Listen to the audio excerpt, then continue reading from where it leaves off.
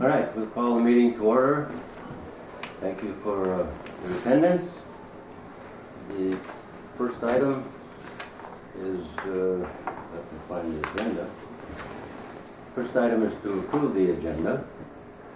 Do you have any additions, deletions? I'll second Commissioner Roberts' motion on the agenda. All right, we have a motion and a second.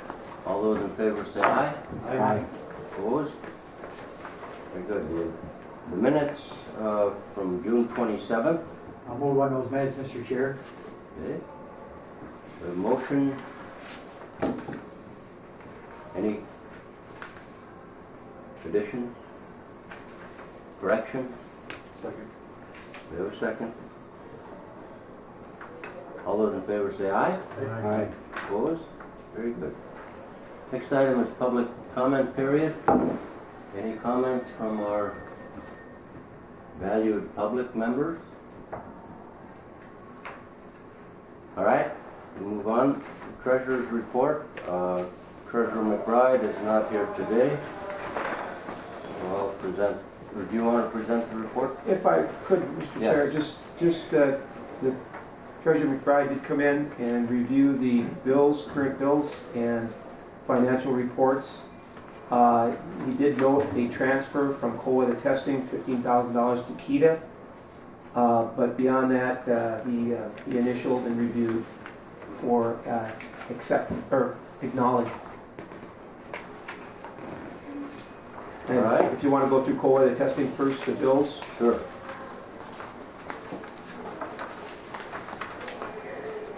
On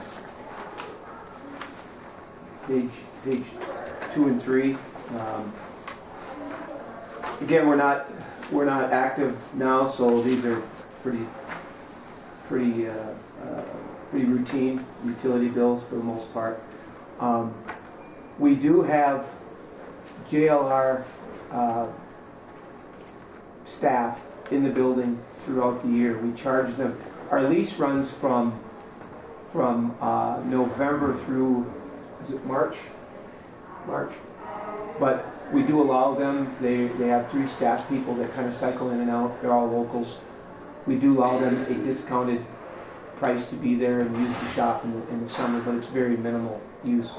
And part of that, up through May, they did have some drivers operating throughout that. We want to encourage that, so we give them a discounted, but we do have to cover, obviously there's some cost to having them there, so we give them a discounted cost to be there. But so what you see is essentially just utility bills. Okay. Any questions? I would move approval of the COA, the testing invoices and acceptance of the financial statement. Acknowledge. Pardon? Oh, yes. Yeah, we'll move the bills and acknowledge the statement, because the statement then will go to the auditors. So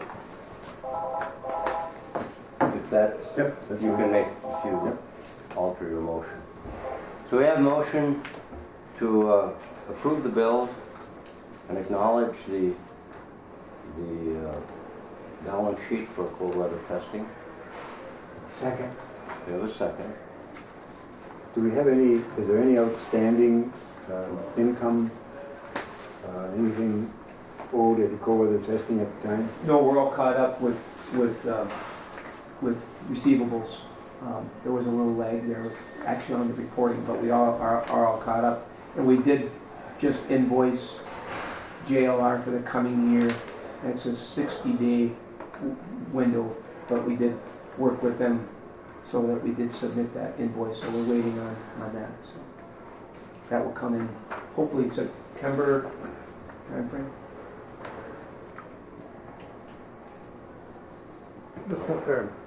Yes.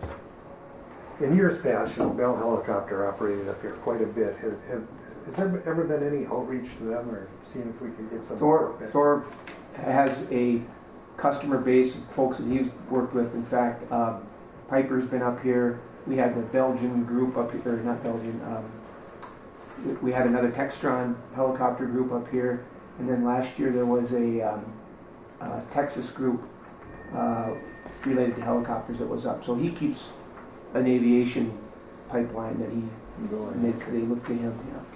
You know, Bell gets, at least in rotary wing, they've got the largest contracts with the United States customers, and it'd be nice to get that, if we could get them back up here. Yeah, they had a large group from Texas here last season. Oh, they did, okay. Yeah, but That's- it was a subsidiary, it was Textron that actually was here. Okay, that's great.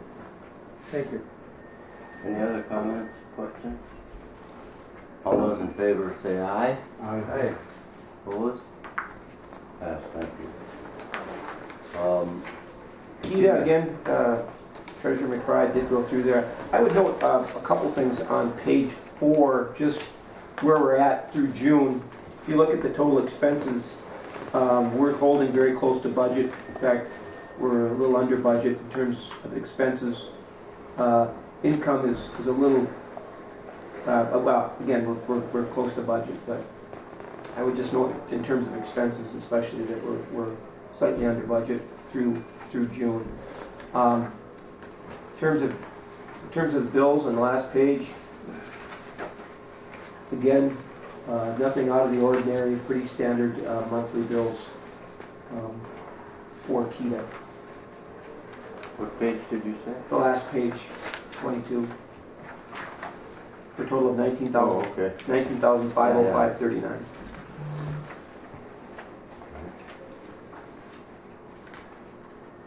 Comments? Questions? Entertain a motion. The motion to approve the payment of Kita bills and to acknowledge the June statement. Do you have a second? Second. We have a second. Any discussion? All those in favor say aye. Aye. Aye. Opposed? Very good. Thank you. The next item is the business park update. Well, we've had this on the agenda for some time, and going through a somewhat painful process to get there, but we're getting there. We have finally, after some reiterations of the preliminary plat, there was some questions about easement that we needed to address with Gary Skolman and Kelly Myers and with the city. So I believe we are ready to propose the preliminary plat draft, the preliminary plat to the City of International Falls Planning and Zoning, where they will review it and move closer to adoption. And I was going to haul up the big map, but just for purposes, and everyone's familiar with the outline blue is the additional property we acquired and will be part of the preliminary plat. What we wanted to do was to establish an easement, a utility easement through here, and we've identified that. We'll have Dave Serrano give a legal description to that. And then Minnesota Power wanted these alleys at the very front of the property, the 25-foot alleys. We wanted them to be listed as alleys for utilities. It was not in our previous iteration. So with that, we're going to turn it over to the city, and found out through the process that I've been talking to Ted Brokaw from the city, obviously Gary Skolman and Kelly Myers and Ken Anderson, and of course Mayor Anderson. And while we've all been understanding the process, what we did acknowledge was a written request for a couple of things that need to be done. We need, before we do any stabilization to the 22nd Street, we need to ask the city to stub water and sewer into several of the existing lots before any pavement is put down. So I would ask that we submit formally in writing that request. And then also request from the city an estimate to curb and gutter and blacktop 22nd Street from 53 into the back into the property where we have it just past Mr. Roach's lot there. We're going to do that in conjunction with the road work on Highway 53. That's our plan. But for now, I would like, I guess, a motion to request from the city those two actions. Stubbing this water and sewer, and then get an estimate from the city for curb and gutter and bituminous. Anyone willing to make that motion? Motion, Mr. Chair. Okay. There's a motion from Commissioner Schulman. Second. We have a second from Commissioner Pavlik. Discussion. All those in favor say aye. Aye. Opposed? Very good. And again, I thank all the city folks that have helped us along. It's been kind of a painful process. And now, talking to Kelly, we will submit with some of these modifications and the easement descriptions to the planning and zoning to get that process formally underway and behind us. Tagging over 53 should hopefully be an opportunity to get a good price on that. Yes. Mayor Anderson. Paul, back to your drawing there on the alleys that are those already platted, those 25-foot, or are they already designated? They're designated in the existing plat, but the extension, I mean, technically it's an alley that runs all the way through there, but it's not designated on our preliminary plat. So they just want a formal Easement there for an alley purposes of utilities? through utility easement, because there is water or sewer underneath that piece of property. But again, for the contractors or utility companies, they need that easement language in there before they'll go on. So Yes. Commissioner Pavlik. And again, for at least the public that were concerned, Second Avenue East, there will be a buffer between Second Avenue East and the... correct. There's an existing buffer, and then the 22nd Street does not go through to Second Avenue East. That was by design. There's a cul-de-sac at the end. Yeah, okay. Yeah. I remember. Yeah. Okay. Thank you, Paul. And one other thought about how to pay for this, and I'm looking at a deed grant that is available for business park improvements.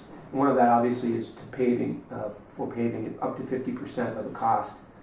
My thought was to apply for that grant, and at the same time possibly look at the lease payment or the loan agreement we have with the coal box is on that 2% money we borrowed from the city and county, to possibly utilize part of that repayment money and as a reinvestment into the business park, depending on what those numbers look like. That's just one thought. That way it's money that the city and county would have coming back, but rather than approach them for funds for the purpose of that it's already out there, we use a portion of it if we're successful. That's assuming we're successful with the grant application, but I would think we would be strong candidates there, especially with activity now. So that's just another thought toward next year. Do you have that built into your budget, the repayment? No, we haven't, there's been no action with regard to that street improvements at all at this point. Okay. The What I'm street saying has is the been, return on the investment Oh. or the payback on the loan. Do you have that built into your budget so that you? are we counting on it? 43. Okay. Yeah. How And about that, We're just starting budget, so we haven't even got that far. that represents $43,000 a year to each entity. So we have, what, 2 or 3 left? 3 more years after this year. Is it 3 Yeah. or 2? This is year 2. Okay, maybe 3. Yeah. I would move that the executive director make application with the Department of Employment and Economic Development for a grant. And the reason let's see if there's a second first. Second. Okay, we have a second. Discussion. Well, I guess my purpose in that is to be able to go to the city and tell them that we're making applications, so we need the estimate, because you're going to need to have that the cost of that estimate in your grant application, I'm sure. Yes, very good, thank you. Further discussion? All in favor of the motion, say aye. Aye. Opposed? Very good. And if I could, Mr. Chair, one other thing about, well, it's a big thing, actually. If you've driven by, you can see Mr. Roach is they're making very good progress on the building itself.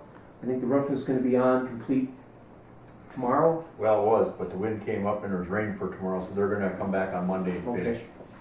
But if you've had a chance to even pull in there, you can see it's a very attractive building, and the color scheme that he's going to go, Ricky's going to go with, I think is a good one. I was talking to an existing UPS person, and they're really excited about getting into a new building, given some of the constraints of the current building they're in. So, again, thanks for your patience on this, Ricky, and kudos. You're making good progress there, and you'll hit that target for your customer, correct? I should be up. So with that, any other questions?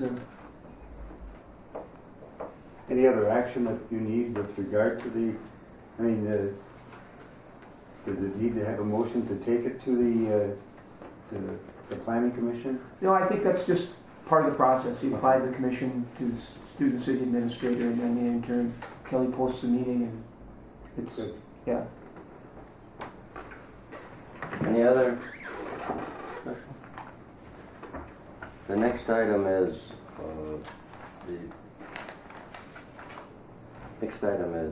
the personnel committee report. Mayor Anderson, myself, and Commissioner McBride met last Wednesday. I'm looking at the wrong. Yes, last Wednesday, the 17th. We are the personnel committee.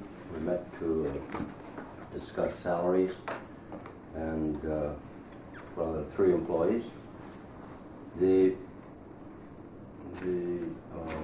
recommendation we have is last year, most of our salaries are based on the county's salaries and the same kind of job duties that people have and responsibilities. Last year, the county gave a one-time adjustment of 2.5% to their employees just as a catch-up because they had fallen behind. And but the KETA employees were not included in that. And so we decided that KETA employees would follow the county process or example and have a one-time adjustment of 2.5%. And then the salary increases that the county provided was 2.5% also. So that's kind of what we based our discussion on and our recommendation. The following is Kyra, who is, and her salary and her position for her lane, her position description needs to be updated. She has taken on several new duties, including the airport administration. And so instead of a, what was it called, a B21. 21, it should be a 22 as a recommendation from the county administrator. So that was just a comparable work classification that needed to be considered. And so her salary which is now, the B-22 salary is $22.67, and not the, I don't know exactly what, 20.1 was the former salary. So, that would mean that we would split that that raise from, this is from, where is it?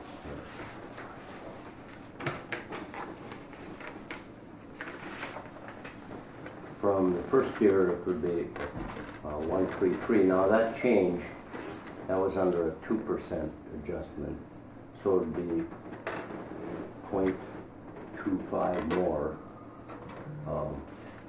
under that. So it would be, where's the final? Yeah. So her salary is composed of currently of $20.01 per hour, and providing that's for KETA, and providing administration for the Airport Commission of $30.86 for a total of $41,620 from both KETA and the airport. After reviewing the comparable worth and looking at her expanded duties, it would be 22.67. So the recommendation would be to move her to the B-22 classification, with one half coming this year and one half in 2020, and to $21.34 per hour.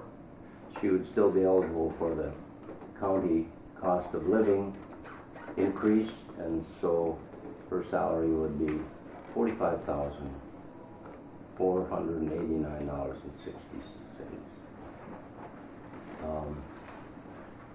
So any questions? I think we should do these one at a time, unless we want to do the whole package. All right, we'll go on. Joanne's current salary is reimbursable from the SBDC Center, and that's for the University of Duluth. Her current salary is $51,126.40, approximately 28% of that total from the SBDC administration that KETA is reimbursed for her client counseling. She has taken on the child care initiative and junior achievement, and the recommendation, which includes the 2.5 increase that the county employees receive, and suggested 2% adjustment, bringing her salary to $53,452.64. Paul, his current salary is, excuse me. But then you got to give the other 0.5% here on Joanne's. So it would be down to here. Oh, I'm sorry. Okay, her present is, yes. So it would increase by $200 and some dollars, $53,000 to $682. Any questions on Kyra or Kyra or Joanne's salary recommendations? Paul's current salary is $66,122. Let me see if I've got that on the, yes. And with the 2% adjustment and the 2.5 increase, bring it to $69,130. And then with the 2.5, it would be $69,428. We felt that Paul has done a wonderful job in the cold weather testing activities. Has been outstanding in the field of cold weather testing, and I'd have to say one of the experts in Minnesota. He has been involved in the business park and opportunity zone now, and we'll put more emphasis on that in the future. And so that's our recommendation from the Personnel Committee. The other member of the Personnel Committee here is Mayor Anderson. You have comments? No further comments, but I would, on behalf of the committee, I would move that Kyra Hasbarger's salary be $45,489.60 annually. That Joanne Smith's salary would be $53,682.30 annually, and that Paul Nevin's salary would be $69,428 effective January 1, 2019. All right. Do we have a motion? Do we have a second? We don't need a second. It's from the committee. So any committee motion does not need a second. But discussion. Have any discussion? Any questions? Well, Mr. Chair, I think I'm going to abstain since I negotiate the county contracts, and this, I have no problem with it, and I think marrying the county makes sense, but because it's a separate entity, I just wouldn't be comfortable doing that. Any other comment? All those in favor say aye. Aye. Opposed? Very good. Another motion that we would like is that we change the dates to January instead of July, which is our fiscal year now. No, it's calendar year, but it was always based on higher dates. On what date? On the higher dates, we would review at the point of the higher date rather than the actual fiscal years. January 1. Employed. So that's just an in-house, Right, does not need a motion or a... recommendation. I made it part of it. The motion was to make it effective January 1. Correct. All right. The motion is passed. Thank you very much. Congratulations. Spend it wisely. Thank you. And again, just a reiteration for the public, because sometimes this gets lost, is that we do not get any direct funding from the city or the county, although we've been partners and we get the investment in cold weather testing is basically funded along with IRRB funds. And I would note that both Kyra and Joanne get a portion of their salaries from different entities. The Airport Commission for Kyra and Joanne through the University of Minnesota Duluth. That may change now to the Northland Foundation going forward, but again, it's a creative way to make it work and to add value. One of the other things that noted about Kyra is she manages the Koochiching administration, KCDA, as well as supporting some of Joanne's work with the SBDC, some of and just the cold weather, how that's evolved and the complexity of that is become a greater challenge. So kudos to both Kyra and Joanne for the work they've done here, making the numbers work. So thank you. All right. The next item is the Director's Report. Director Nevin. First, I'd like to thank Representative Eklund for being with us today. I know you've I monitor your activities and you're on the go all the time. I know you cover a great deal of real estate, so glad to have you here and with us today. A couple items I want to report on, and this did come of late, so I apologize for it. But we were asked by the city and the chamber to be a partner in an upcoming event. Don Ness, former mayor of Duluth, who's widely recognized as really a key driver in the revitalization of Duluth, and kind of he's been an advocate for community wellness and for community advocacy, an advocate for advocacy. But he's very widely respected, and so at the request of the city and chamber as a partner, we've asked to host this event at the American, August 7th from 6:30 to 8 o'clock. The forum will be titled Describing Our Community, the Importance of Shared Narratives and Common Purpose. And this, looking back, this ties in nicely with the Newmark Grubb recommendation, the report that they did about community attitude and about community awareness or community health. And one of the things was, this ties into this ties into blight, this ties into some of the comp plan that the city's working on, this ties on to some of the things that are happening in Rainier. I remember asking one of the site selectors, I said, what's the difference between successful communities and communities that struggle? And he said, it's easy, it's attitude, it's leadership. And so I think this hits both of those, and I would hope that we would, for $200 to help cover the expense of advertising and hosting the event, that Kita would be a part of that. So I guess I would look for a motion for those expenditures. The city is putting in 400, and the Chamber of Commerce is putting in 200, and asking Kita to put in 200. This is for advertising and for refreshments at the presentation. Oh, And- move, Mr. Chair. Okay, we have a motion from Commissioner Pavlik. Do we have a second? Second, Mr. Chair. We have a second from Commissioner Schoblum. Further discussion? He does not have a fee that he charges? No, Oh, he does, but he's on vacation, so he's waiving his fee Oh.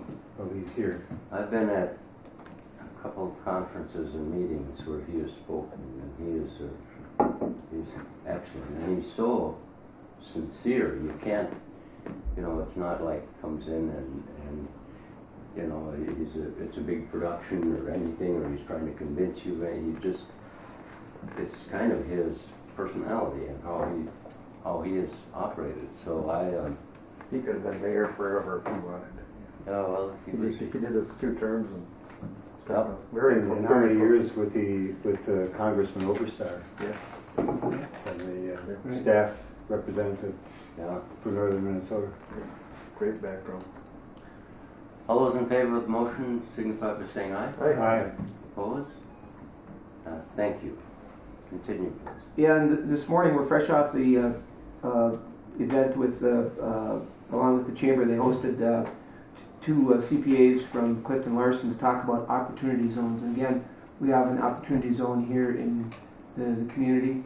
We're hoping that, one of the things I learned was that there's more complexity to it. Anytime you get accountants in the room, it seems to get a little bit more complicated. But the general notion and the benefits from the opportunity zone are tangible and significant, and I'm hoping that it will stimulate investment in those zones, and just again getting awareness out there, getting people to understand how the mechanics of it work, what the benefits are, and then all the details, and creating a fund.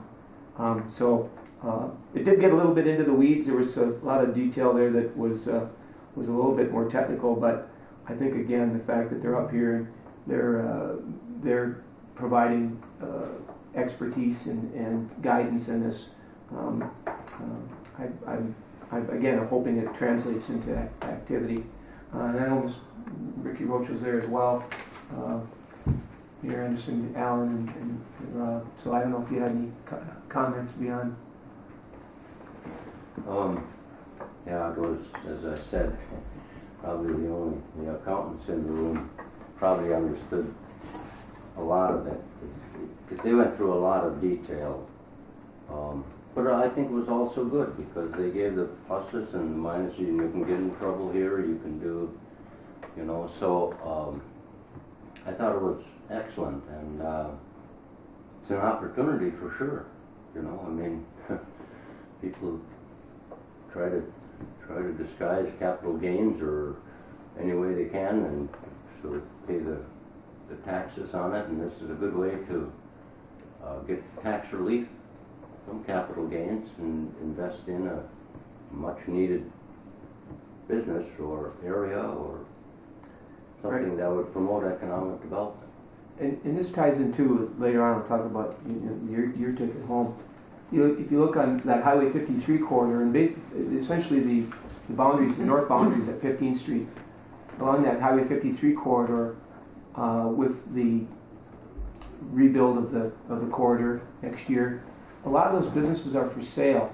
And I think given the right incentive like this, if you lie within the zone, if somebody's looking to sell a business or buy a business within there, this might be just the impetus that it would take for somebody to buy both the reconstruction of the road, but also that it's in the zone. it may be an opportunity to buy a business within the community. I would just add that, you know, there's just a lot to learn, and I didn't realize that there were a couple of steps in between the tenure. I thought it was just based on a single 10-year forgiveness of the Capital gains. capital gains, but there's at the 5-year point, the 7-year point, there's also opportunities for investors to make it. The one area that we had in the city was chosen by Governor Dayton. I think it was probably his deed department, which pretty much outlines the old South International Falls area, and that census tract. Now, is there 2 others in Koochiching County?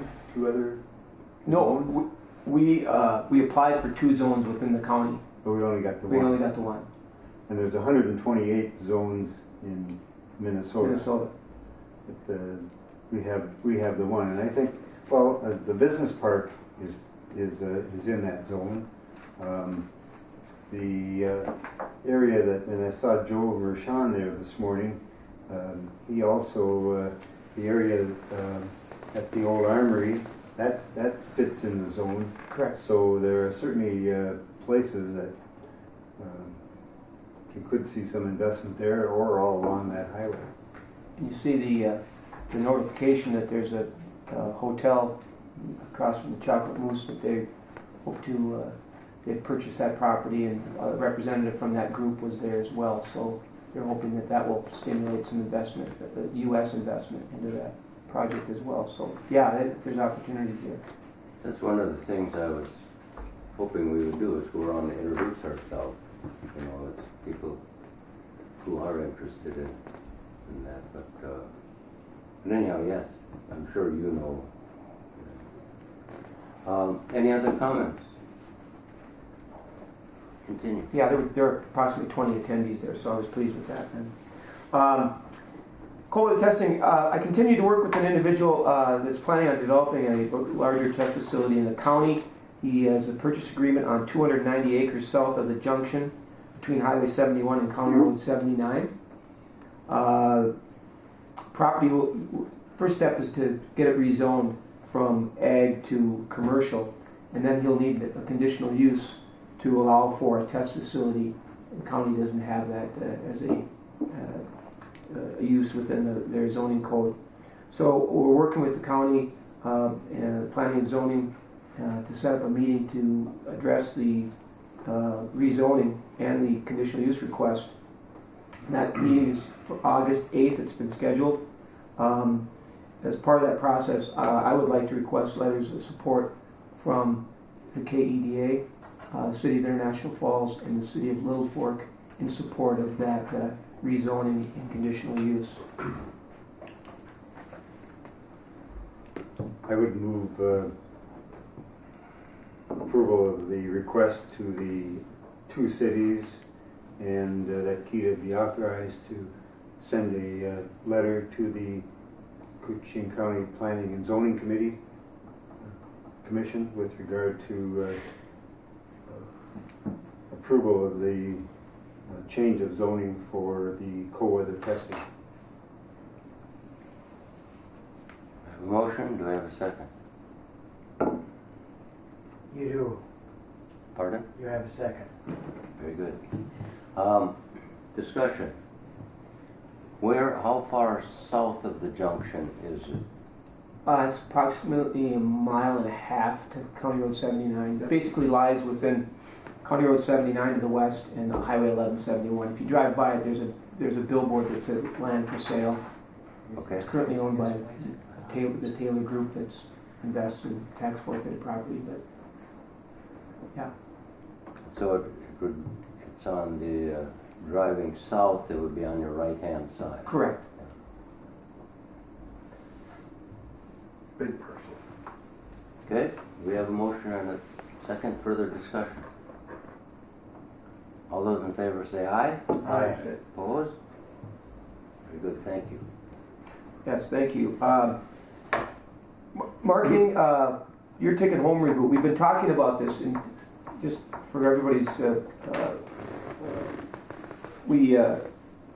2008, I think, some time ago, we came up with this notion about if, when we were really looking at business attraction from outside the area and looking what was going on within the region, trying to quantify the workforce. If somebody called and said, hey, I'm looking to move this facility to Cooch County, we're going to need 175 employees. Do you have 175 employees with these skill sets? Really hard to quantify.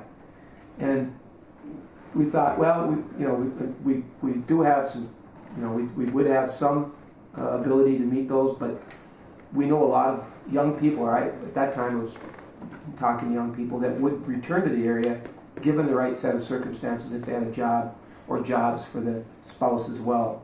So we came up with this idea about creating a website called Your Ticket Home where people could go on there and list their skill sets and their willingness to move back, and then any other considerations that would be part of that. Well, it was, again, I still think it's a great idea that we're reaching out to those people, but the problem was when you got a static website that you're not updating constantly and messaging people and getting back to them via email, we didn't have the ability to keep in touch with them, and it just kind of, like everything, it just kind of lost momentum. So we were thinking about, again, it would be timely to do that, not just for workforce alone, but also, again, for businesses that are for sale within the county. There's a number of them. If somebody wanted to come back and invest in an existing business, then that's another whole audience. So we talked about doing it internally because I've got a lot of faith in Joanne and Kyra and their ability to use social media, and that's really changed it, using Facebook and in combination Facebook and email.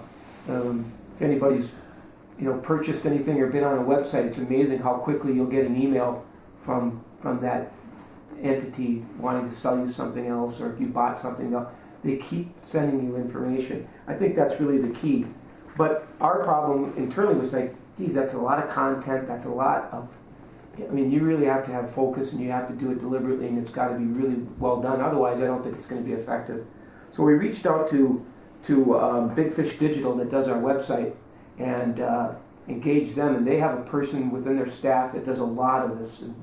This is kind of their target. This is what they do, and outline kind of what we wanted to do, and they've done something similar. So first step is building a database, and then getting them to take a survey so we know what their skill sets are, what their interests are, kind of a target age group too of like 25 to 45. It's those people with young families. And one of the things he mentioned was, he said, when we ask people to fill out surveys, they're over-surveyed to death. If you want a good response, what we typically do is we add a prize. If you fill out the survey, first we create a website, then we get a survey to drive people to the website so they can fill that out. So in terms of a prize, I said, like a tablet or a cell phone or something like that. And we thought, why not a ticket to International Falls if you finish the survey, or funds specifically targeted to buying a ticket coming up to International Falls. We thought that'd be a nice kickoff, nice tie into the whole program. So, but beyond that, they're designing a full-scale strategy around this Your Ticket Home. So we want it to be successful. I think we've got the right partner. They're going to get back to us actually today with a proposal about doing this.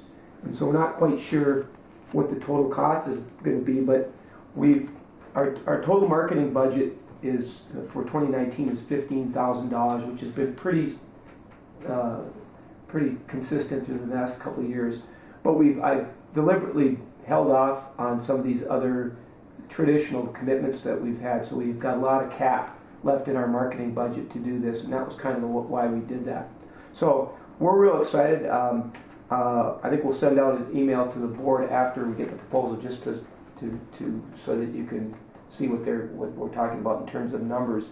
And we understand that this isn't just a one-time deal. We'll need to do this annually, but I think we can still do a lot of this internally once we get it set up and with their help. So that's kind of where we're at. I don't know, Joanne or Kyra, if you had anything to add, being part of that discussion. Anyway, so we'll get back. I did want to touch on the riverfront property too. The owners were actually on the ground here. I met them there, and we talked a little bit about historically what the discussion's been around those properties, or that property on the river. They met with Mayor Anderson as well, talking about kind of what they like to see or what their best and highest use for that property is. But it demonstrated a commitment to try to do something with the property in terms of development, whether it's housing on the river side and something commercial on the highway side. They're kind of viewing it that way, that it's the way that the property sits and the size of it, that it's really like two different parcels. One lends itself more to commercial, one possibly to housing or hospitality. So that's kind of where it's at. And I don't know, Mayor Anderson, if they have any. Well, I think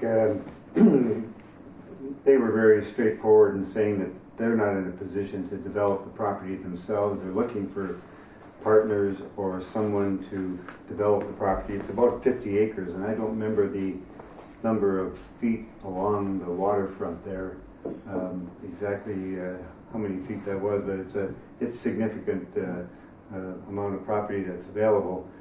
Also, the city has previously installed all the infrastructure that's necessary for improvement there. So water, sewer, storm sewer, all of that is already in place. And there has been wetland delineation. There are some wetland impacts that would be part of that, but you're right. They're looking for somebody with the as a developer to partner with them on the site. But yeah, there's a lot of riverfront along there, and if you look directly across into Fort Francis and what they've done along there, it's visually it's attractive, and the fact that the other unknown is the Fort Francis Mill, what's going to happen there. But I do know that with the prevailing northwest winds, when that Canadian mill, that odor was an issue, and that seems to, I don't know if that's going to be rejuvenated, that mill or not, but that's another just discussion point around that piece of property. It's a big piece of property with a lot of potential, but it's going to take somebody. Unfortunately, it's not in an opportunity zone, but anyway, we'll keep you posted on that. I know before we talked about a hotel or housing, or is it still primarily that kind of developer they're looking for? Correct. Okay. Okay. And we've shared the county housing study with them, and some of the developers through Minnesota Housing Partnership. We shared that list with them. So she had a commercial real estate background in her previous career, so she had some contacts as well.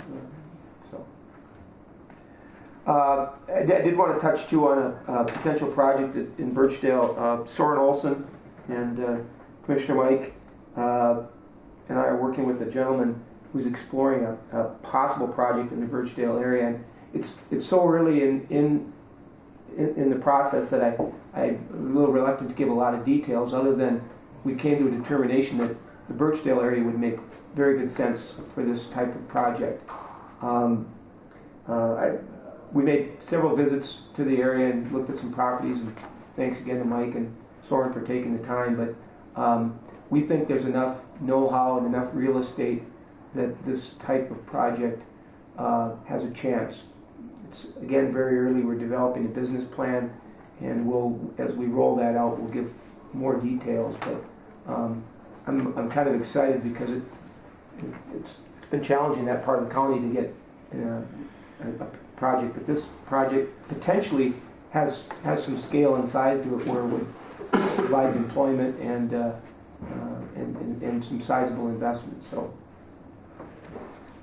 and with that, I will wrap up my report.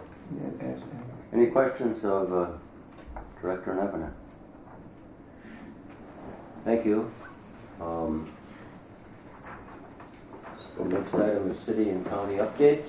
We'll begin with Mayor Anderson. Thank you. Building permits continue strong in the city. A lot of folks investing in their homes, and some businesses doing projects, so that's always welcome and great to see. I think certainly one of the challenges we have here right now is housing. Bacchus is working toward possible project there, and it was a great article in the Wednesday edition of the Journal last evening. Be able to read that story. So there's certainly an opportunity that they're going after there. Highway 53, we meet with Minnesota Department of Transportation at 1 o'clock today, and they have a consulting engineer that's developing the design, and so we'll be spending more time on that this afternoon.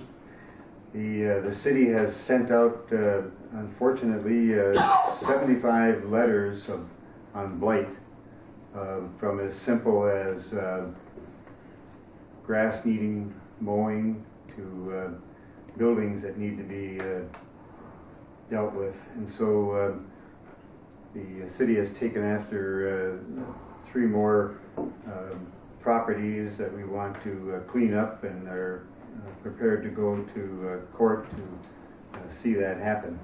So the city is very, very determined that we're going to turn the corner on blight in this community, and hopefully folks' attitude will come with that. Personally, I thank you for that.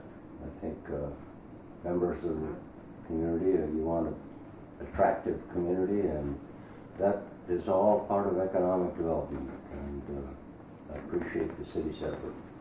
Well, without a doubt, that is true. As Paul mentioned, and your statement too, is that a community that looks good is where folks want to invest, and so we just got to have that happen.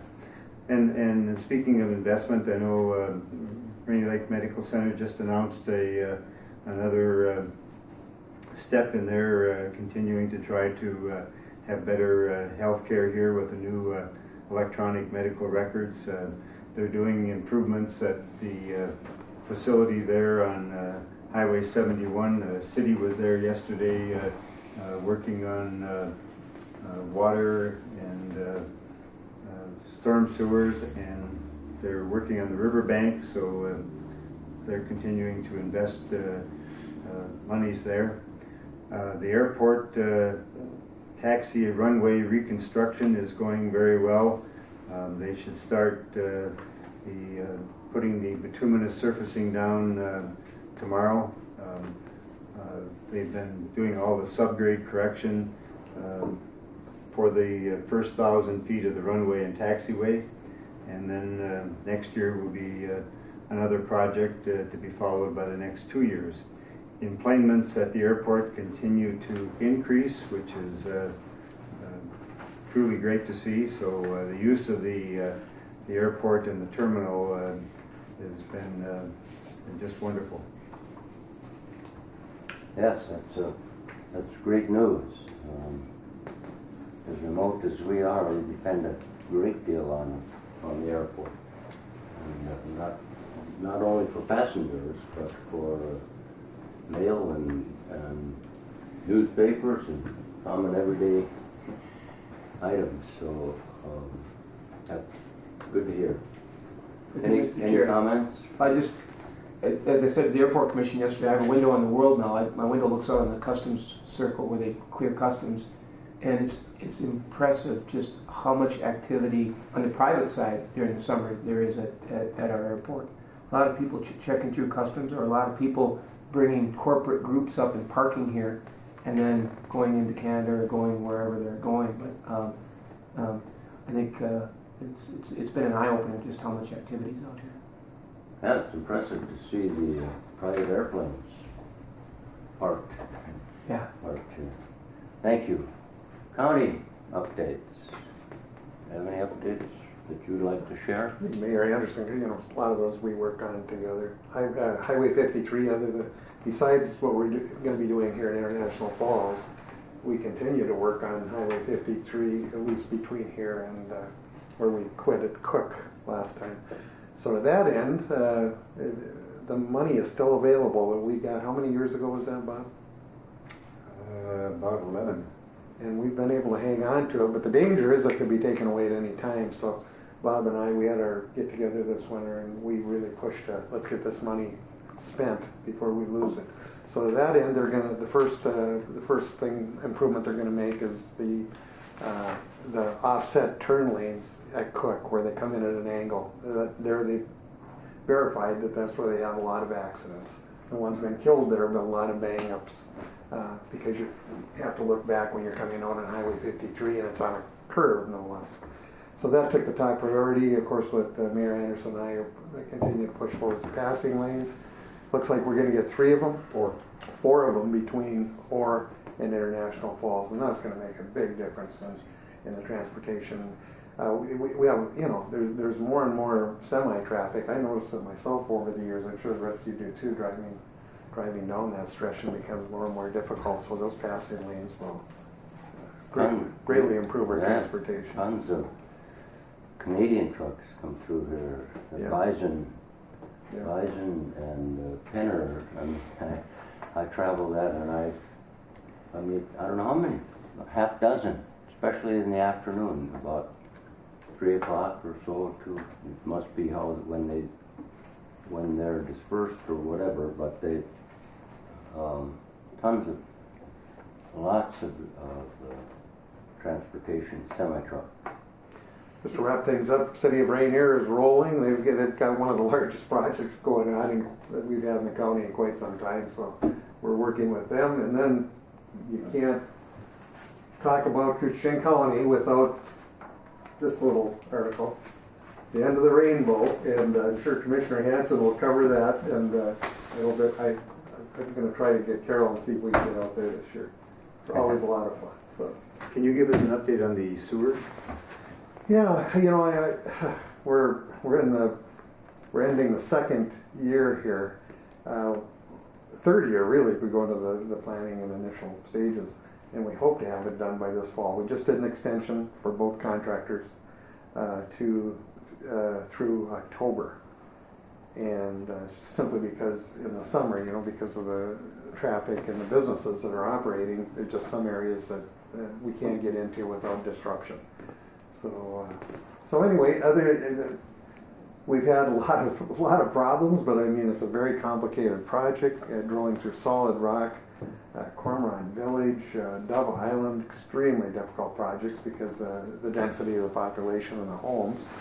We're talking blasting and drilling constantly, and it's been quite a project. Haven't had too many. We did have one rock come through a home, but we were able to get that settled. And it was a short blast, a small blast between 2 homes, and one rock went up. And even with the blast nets, sometimes things happen.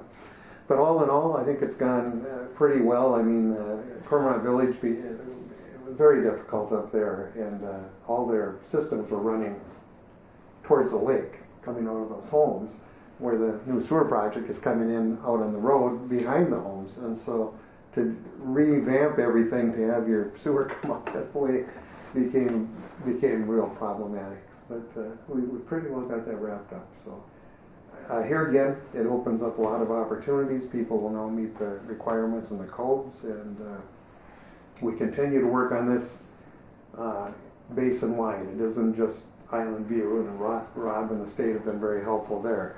But as we speak, I mean, I was at a meeting this last week, where we've been concentrating on Ash River because it's the last place in the basin that we really haven't gotten anything started yet. And the holdup there has been we needed a place to build a facility to handle the wastewater.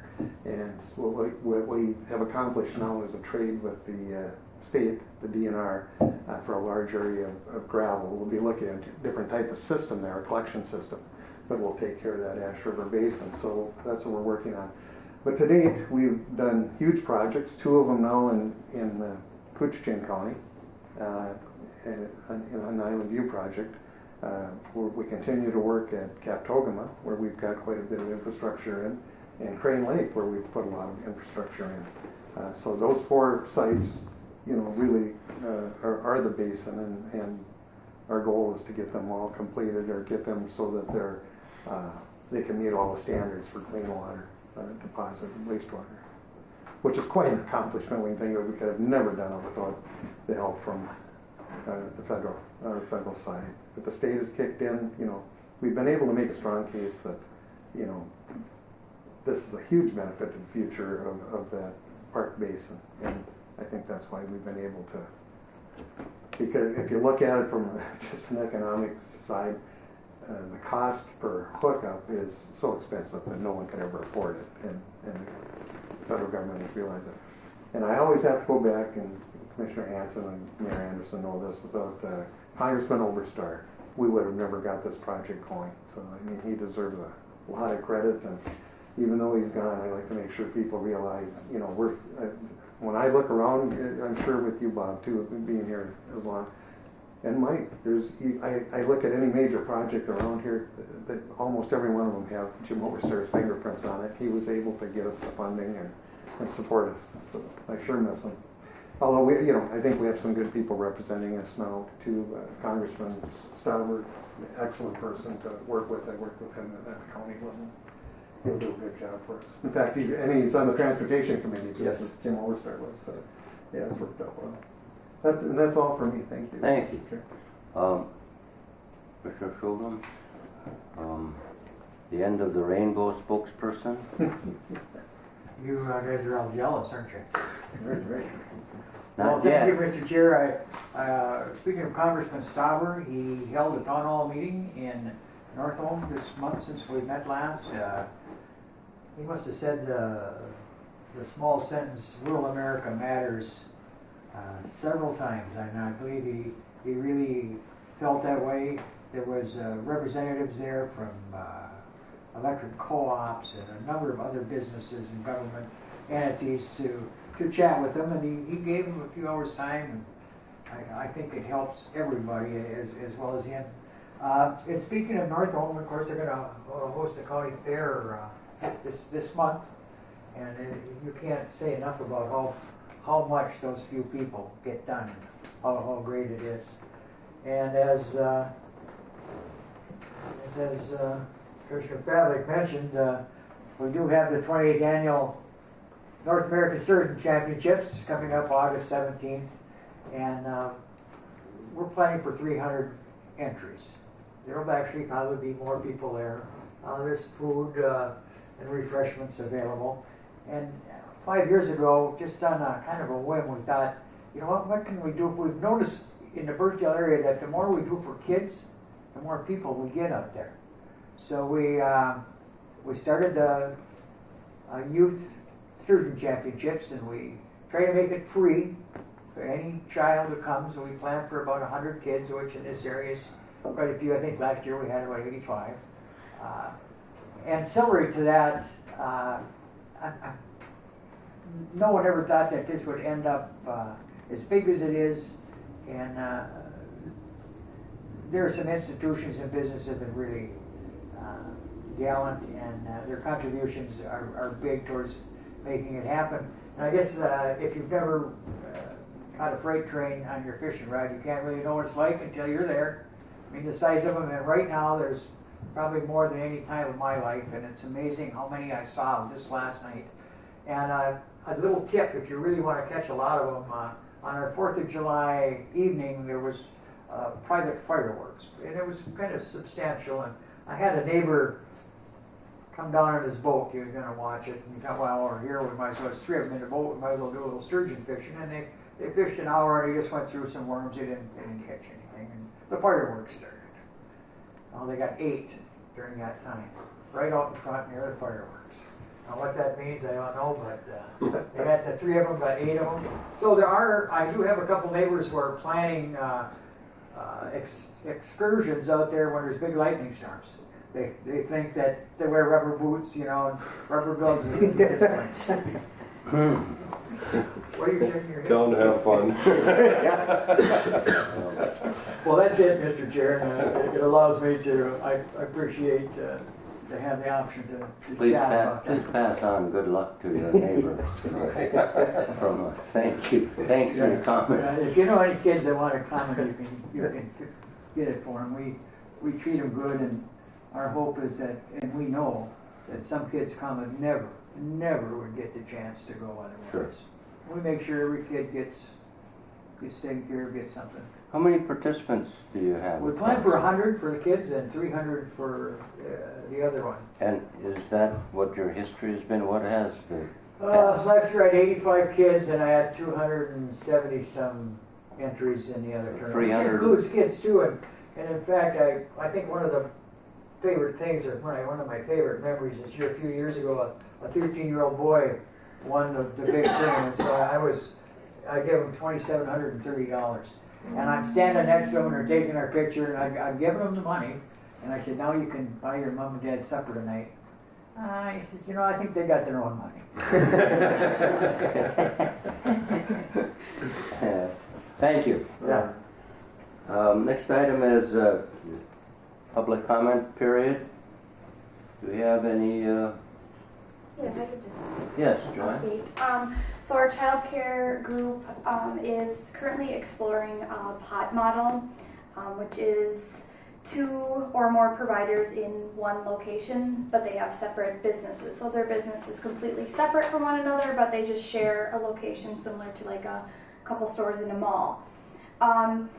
We are exploring that with Koochiching. We need a community action agency to do that, and we looked at a couple different spaces and picked the Little Fork Care Center. It used to be Pineview, that area, to be able to house 2 providers. Last night we presented to KCDA and received $5,000 for that space. It does need some renovations, and also we are going to put in some equipment for providers for startup, because that's one of the issues, is having that barrier of startup. We are also applying with the Northland Foundation for a deed grant for $10,000 for that space. So we should hear back on that in September. And then today I'm meeting with Stacy of the 4-H Extension, and we are going to try to look at what we can do to expand or improve the 4-H programs and after-school programming at the IFAL schools. And then we are going to do our first fundraiser on September 7th at the movie theater, having different movies for kids and doing the free will donation for that. Also, I have been appointed as a member of the Family Child Care Task Force of the Department of Human Services by Commissioner Pam Wheelock. So we have, I can pass this letter around. So it's going to be focusing on the shortage of childcare and what we can do, looking at regulations and different solutions and stuff like that. So I'm excited about that, and our first meeting is August 15th. So. Congratulations. Yes. Any other public comments? Anyone else? Thank you. I just have one Yes. question. The at Pineview, is that the area that Northland vacated, Northland Council? Yeah, it used to be the chemical dependency area there, where the clinic kind of and connected to the nursing home. And there's 2 large rooms that are there with the bathroom in the middle, and there's a couple other space for office potentially or whatever. But we're looking at those 2 rooms, and it already has outside fenced-in area. And the rooms they both have running water, and the bathroom is right in between them. Has its own private entrance, so the only thing it needs is some heating and air replacements and updates. I'm on the Northland Council board, and the air conditioning was an issue, but what a great space and what a need. I hope this works out. Yeah. So potentially, I have one person that's looking at that space right now as a provider. So we're hoping that within the next year we'll have at least one, if not 2 providers in Little Fork. Wonderful. Thank you. Mr. Chair? Yes. So the occupation tax that Kita gets from the IRRR should be increasing. It's at the uptick. We were at the bottom of the cycle, and now that for those the funding cycles are 3 years for how the production tax works, so it should start seeing a slight increase. It's not much, but it's something. And then I just want to comment, there's been a lot of talk about Polymet, and I have some colleagues that have submitted a letter to rescind the permits of Polymet because of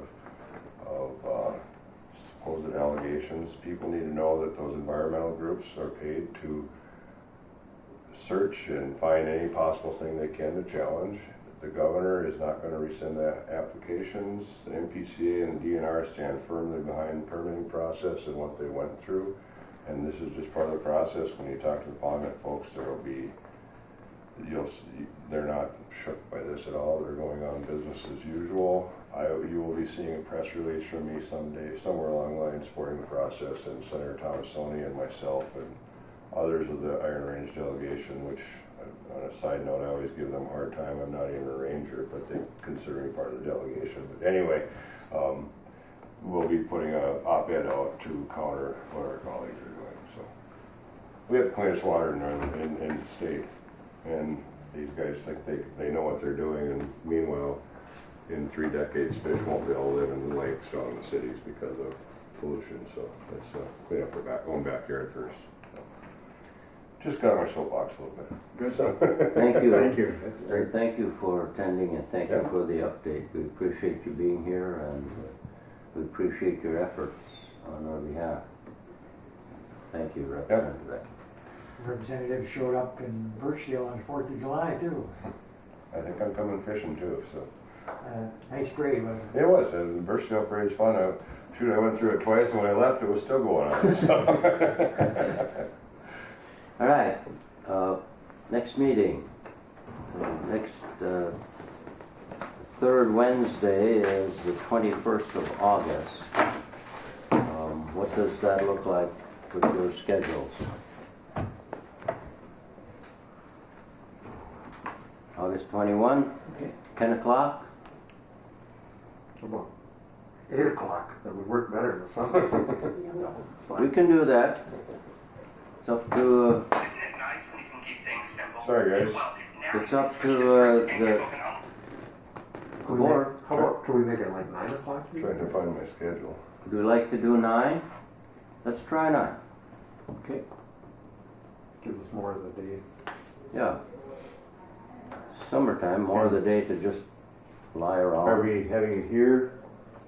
Yes, Okay. yes. Yeah, this works good. I didn't know if we were going to another community or not. Oh. Because we do that from time to Yeah, time. I think we'll Maybe September, October. Okay. Yeah.